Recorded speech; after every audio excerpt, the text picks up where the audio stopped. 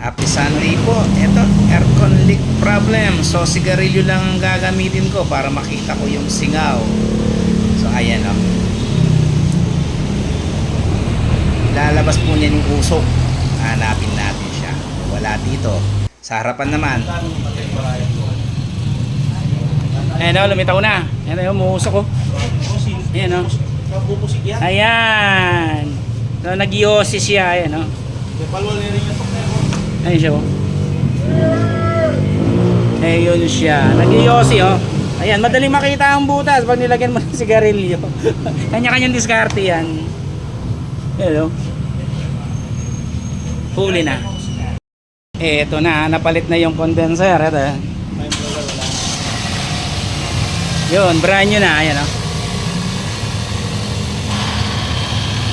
So working na ito. Nilalagyan na ng Freon. So magiging happy ni si bossing nito. Tataka siya, pwede pala yung sigarilyo daw. O syempre kanya-kanyang diskarte yan.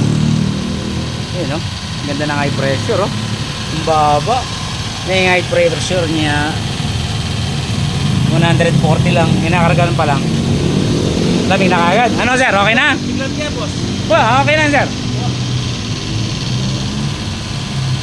Ayan po, ganyan lang po. Isang sekreto, lagyan ng sigarilyo. Para hindi mahirapan maghanap ng butas kamukha kanina nakita. Di ba po? Ayan, okay na lahat. Oh. Lamig na.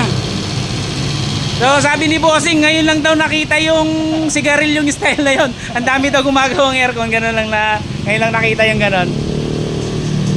Ayan, okay na siya. So hindi pa mahirapan saan maghanap ng butas. O yung usok mismo ng sigarilyo, siya nang bahala sa amin. O, gagawin na lang namin. Tapos na. Ganun lang kasimple.